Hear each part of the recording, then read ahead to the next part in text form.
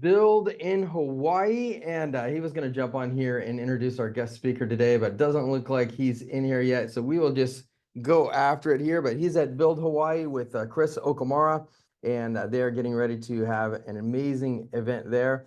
And so we're excited for them filling that room up, and they're building momentum there in Hawaii. So they've been doing a monthly event, which we really highly recommend. So Chris has been leading it and heading it up. So they're doing an event every month and just starting to build that momentum. So pretty exciting stuff over there. And our guest for today, you guys all know her. She's around a lot and always got amazing things to share with us. And Casey, we are excited to have you here today and always grateful when you give us some time and give us some of your wisdom. So we're going to just introduce Casey Council Jiha right now, and you can take it away. Thank you for being here. Everybody give a big clap and a big welcome to Casey. Just give it to us. All right. Well, good afternoon, everyone. So good to be with you. I got the call from Brent last night. He was in Hawaii. He's like, it's 10:30 tomorrow. And he was going by Hawaii time. I'm like, it was? And he's like, well, no, 1:30 your time. I'm like, okay, well, then I'll move it to 1:30 my time. Make sure I show up at the right time in the right place. That's always important. So good to see so many friendly and familiar faces on the call today. And so I've got a quick topic for us. We'll leave it open for questions at the end. However, for those of you that I might be meeting for the first time, my name's Casey, and holy smokes, I've been the licensed agent for 20 years now. I got licensed at the end of 2004, and 2 months into the business, sat in a team building class, actually, with a gentleman by the name of Rick Jiha and a woman by the name of Beverly Steiner, who owned Keller Williams offices at that time. I left that class that day and called my mom and my sister, said I just met the Sean Connery, Jesus Christ of real estate. Little did I know 3 years later we would get together and have the opportunity to do 16 years of life and business together. So I look back now and think about January 2017 and the pivot to EXP. And I'm using the word pivot versus change. This is really important language in recruiting because change creates fear of loss for so many people, and it has them freeze because most people don't like change, even if it's going to be positive change. So I want you to write down the word pivot versus change and start to think about that in a different way. However, as we made that pivot and change in January of 2017, when EXP was only 2,400 agents and everyone wondering if the science experiment was going to work and discrediting people and their decisions to move to this company, it's pretty incredible to see what's happened 8 short years later. And so what I want to talk about today is, in this context of using our influence for attraction and recruiting, number one, the mindset that goes behind it. So I'm going to have you each rate yourself, and I'm going to talk fast. I know I'm going to talk fast because I've only got a short time with you. I'm going to ask you to each rate yourself. You don't have to share if you don't want to. However, I'm going to give you the option to in the chat how you answer these 3 questions. I'm mostly interested in what your answer is to number 3. However, question number 1 is on a scale of 1 to 10, how would you rate yourself? 10 being absolutely don't even need to think about it, moving into action, willing to learn would be a 10, and not willing to learn, 1, not so much. Nothing new is getting in. So on a scale of 1 to 10, how would you rate yourself as willing to learn? Great. Question number 2, on a scale of 1 to 10, learning to grow, where are you there? And it's okay if you're not a 10, by the way. A lot of people aren't. Willing to grow is the second question. So question number 1 is on a scale of 1 to 10, how willing am I to learn? Question number 2, how willing am I to grow? And then question number 3, how willing am I to change? Actually change. And for those of you that don't have 10s, that's totally fine. I want you to know that how you move from whatever number you're at to a 10 is a decision. And that happens in a moment. Death to all other options, anything that comes before, you can decide to be willing to learn, willing to grow, and willing to change. And if for some reason you didn't answer number 10 on the willing to change part, I want you to now put yourself in the position of a recruit. You're asking them to change. So everything starts from how we lead ourselves. And if I am a leader of myself that I don't answer 10 on the willing to change part, and yet here I am wanting to grow and build an organization that's going to require people make a change to join me, how is that going to actually happen as far as being aligned? And there's this, we say that everything is energy, and of course it is. However, when we look at the opportunity to fine tune and tweak alignment, you think about that on a car, it's like, man, what if the front tire had 30 pounds of pressure and the right front tire had, 40 pounds of pressure, and the back rear tire had on the right-hand side had 20 and the back rear on the left had 50. Like, how's your ride of life going to be if that's the alignment on the tire pressure, right? It's going to be a little bumpy. It's not going to be efficient. You're going to have lots of challenges that are self-created because you haven't taken the time to fine tune that alignment so that it's an equal pressure, and that dictates what your experience is going to be. So now I want you to relate that to this concept of, okay, I want to go out and use my influence to grow and build an organization. Well, if we think about that from the perspective of how a lot of agents think about that, based on the fact that only 10% of the agents that come to EXP are actually builders and are going to build something, they look at themselves in that space and go, oh, well, my market is buyers, sellers, investors, because I'm in real estate. But we look at it and go, my market is buyers, sellers, investors, agents, because I'm in real estate.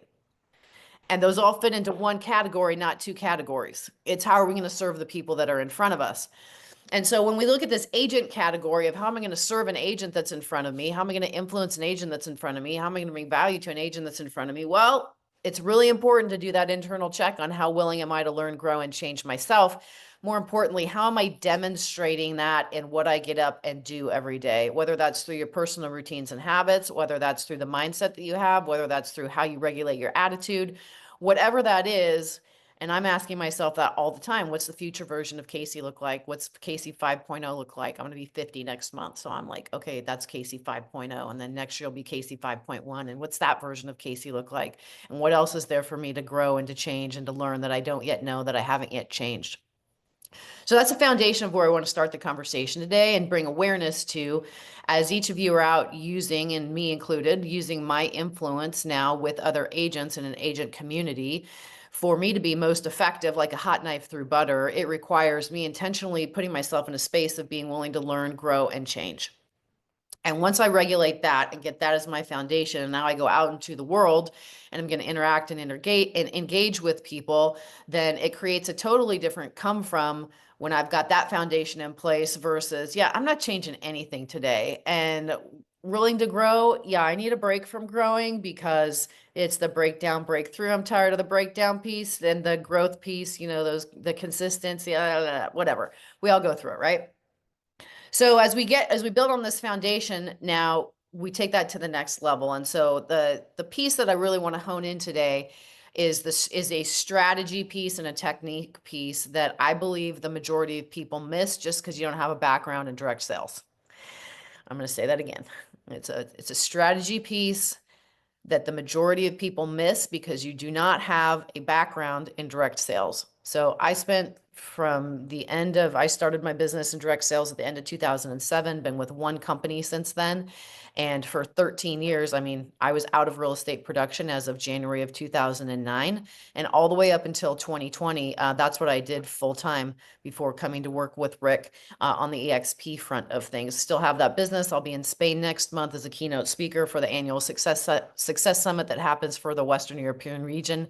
And I treasure what I learned as a business person in business skills and life as a result of that business. So if you don't have the same background that I have, here's what's important for you to know. And it is that we get so hung up sometimes on sponsoring a person. So hung up on sponsoring a person. And we put so much importance on, if I could just sponsor this person into my EXP organization, everything will change for me. And that is not the most effective way to think. I'm going to invite you to think differently. It is, you sponsor a person, great, but that's one person. You actually sponsoring a network. You're sponsoring that person's network. So when you sponsor a person, I'm going to invite you to start thinking about it differently. Like, you're not sponsoring a person, you're sponsoring a network. And when you think about the fact that a person leads you to their network and that network becomes an organization that you can grow through and from, you don't put so much importance on the person. It's the importance on, okay, yes, that person's going to open up that network, but as that person aligns with me and comes into my organization at EXP, how am I not making it about that person? How am I making it about the network? And this comes down to something that is not going to be new for any of you. And that is what a lot of people talk about in creating a contact list. And so when you have someone that's coming into your organization that wants to build, that wants to grow, the size of the list that they create of relationships or their network is going to determine the size of the opportunity that they see in front of them. And most people do not take the time to sit down and be very intentional about creating that list. I always say get it to 200, at least 200. If you get it 200, get it to 500. Like, be very intentional about that, because you're sponsoring a network, you're not sponsoring a person. So then what is the strategy behind that as that person comes on board? Well, there's a 48-hour strategy that we work with and use, and that's before there's any kind of public announcement that is made. And it's a critical window of time before anyone knows that this individual is moving, or it could be a team, or it could be a broker owner, it doesn't matter.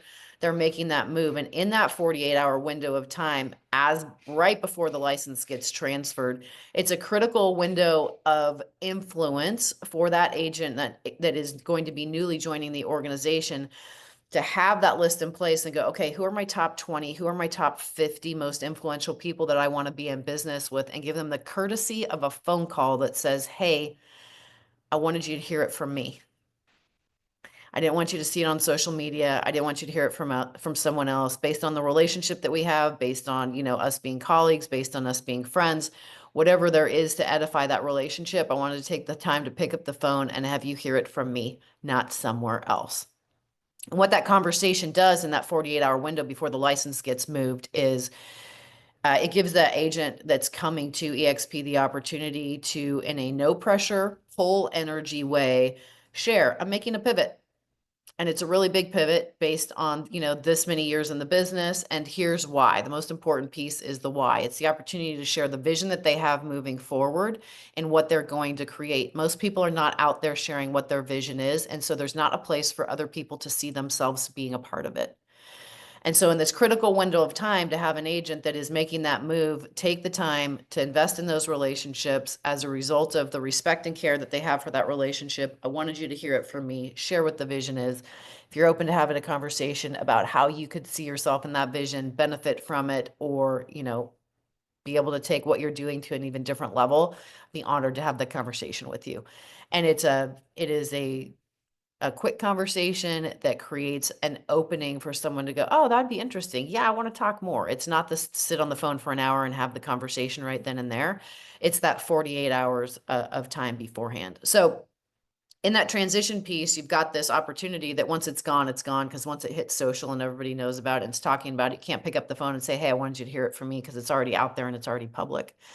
So that is a strategy that you can use for somebody that is serious about building and wants to build with momentum, like right out of the gate, and create that kind of energy and momentum right out of the gate. The second piece is, in this context of you're sponsoring a network, not a person, is that as that person organizes those relationships, you can see, hey, who do we know together? Who do we know together that we're going to talk to together? Because think about it, an agent that's coming that's never built an organization like we build an EXP, like we're used to going out and procuring the listings on our own. We're up against competing with other agents. We're never working really together per se. If you're an experienced or seasoned agent, you're out there doing it on your own. And so when you think about, like, okay, well, what if I know Marguerite's coming into my business? Let's say she's an agent that's going to join my organization. And on Marguerite's relationship list is Tyler. Marguerite can go to Tyler for sure. But if Marguerite and I both have a relationship with Tyler and we talk to Tyler together, there's now a layer of credibility and influence, and Tyler's automatically left out because we're already working on something together that he's not a part of. And so taking the time, like right out of the gate, like for Marguerite and I to be able to approach Tyler and say, hey, we're working on a project together. We're super excited about it. We were sitting, we were talking, we were strategizing. We've got a really big vision. We're energized about what we're doing. And your name came up because. And now Tyler's like, my name came up because, oh, wow, that's really cool. What are you guys working on? What are you guys doing? We have the opportunity now in partnership and demonstrating partnership and team and collaboration and these building of communities, which is what we're doing actually in organizations, to demonstrate that right out of the gate. And if I know the key people that Marguerite has relationship with, and I know where I've got crossover relationships with those, we're able to work in partnership together at an entirely different level, and me to drive that bus because that is my focus, right? Marguerite's still in production and she's growing and building an organization. My sole focus is organization building.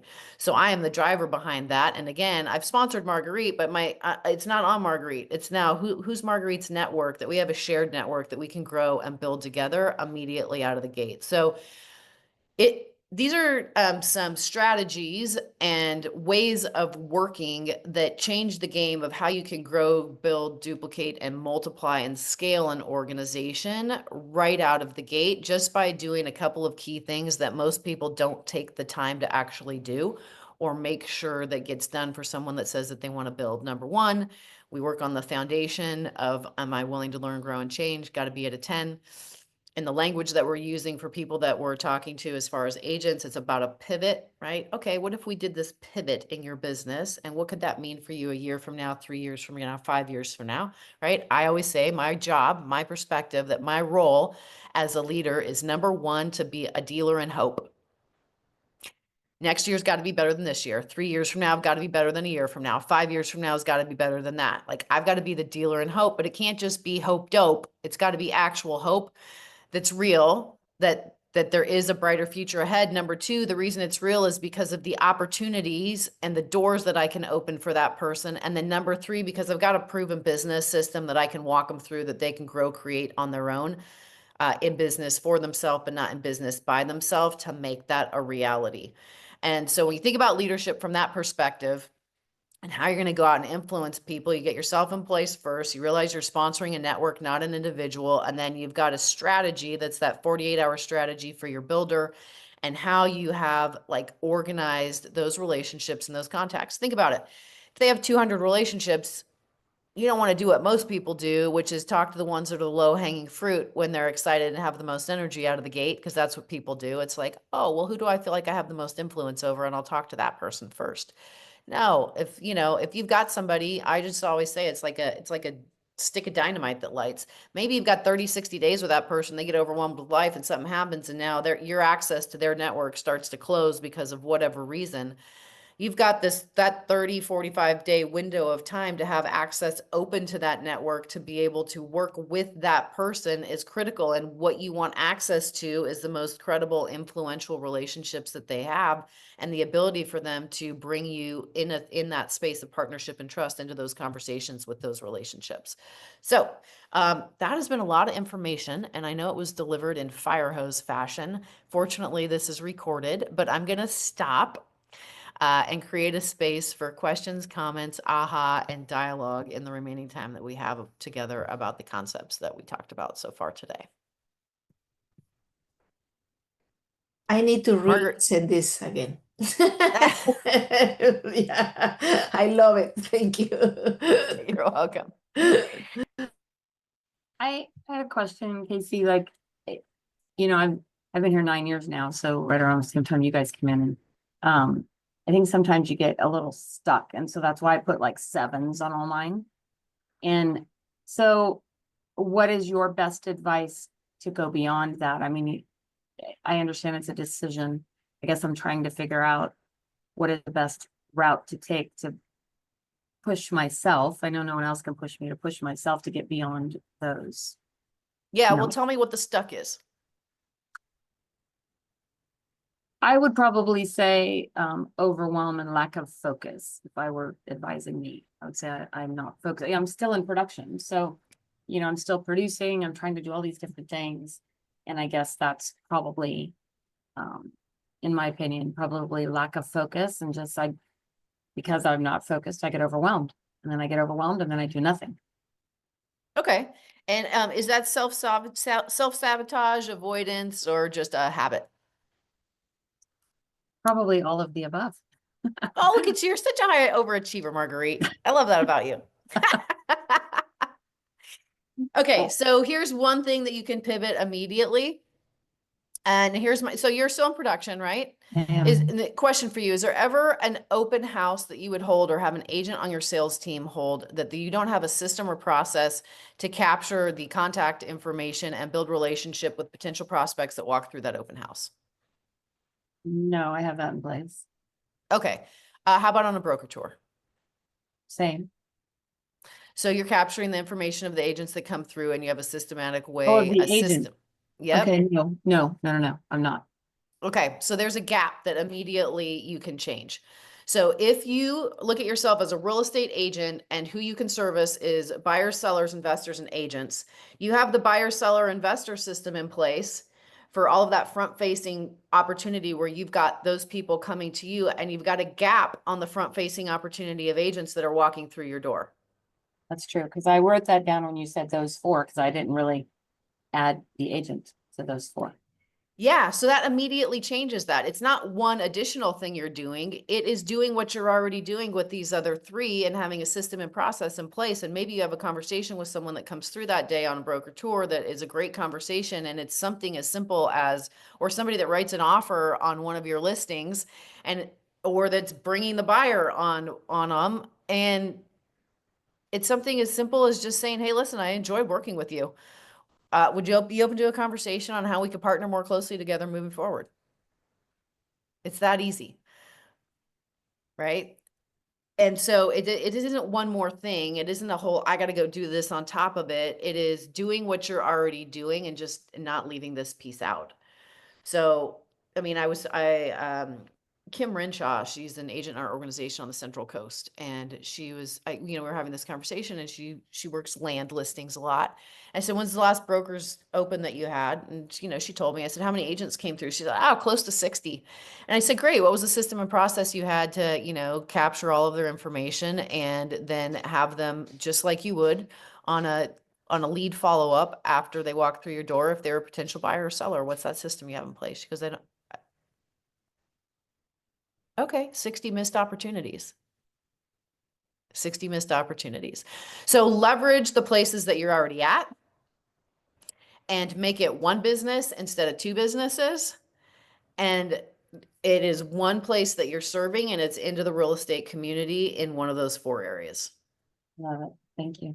Helpful? Yes. Cool. All right, Mr. Costello. Tom, also known as Tom. Hey, Casey. I love what you just did. I'm taking a whole page full of notes here. One of the things that you in particular are famous for is your three-way talk, your follow-up talks, the edification call. You didn't mention that in your process here. I was just curious where you would put that in the process, or am I looking at a different part of this that is not really part of the conversation?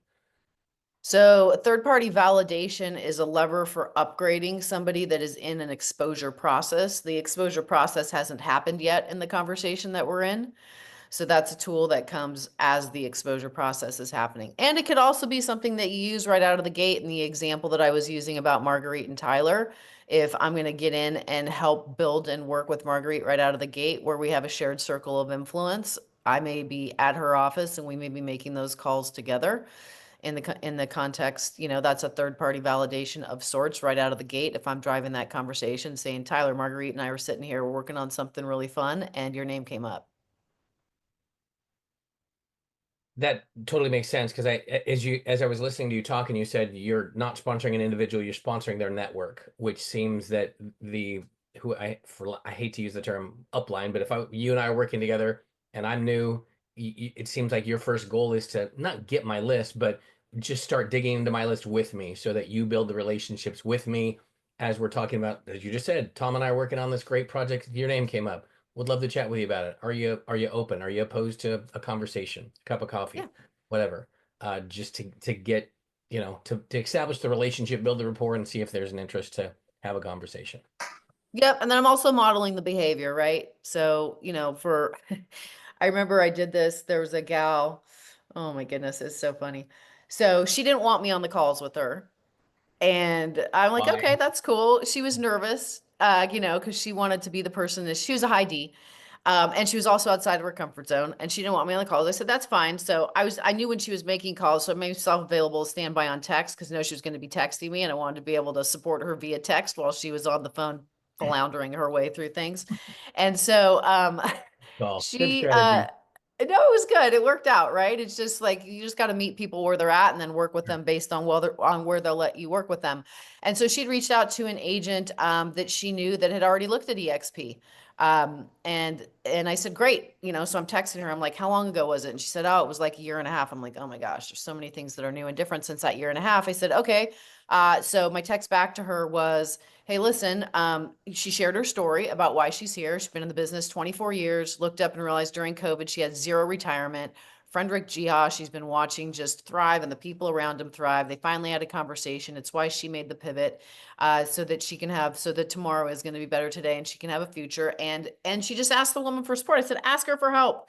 And she said, well, what do you mean? And I said, just tell her there's a ton of stuff that's changed in the last year and a half. Ask her if she'd be willing, as a service to you, to spend 12 minutes, on the one that we were using, watch that version of the model explained, put together 3 questions and come to a conversation with your business partner, me, and have the opportunity to ask those so that I could answer them, and that'll help your training for, what you're going to be doing moving forward.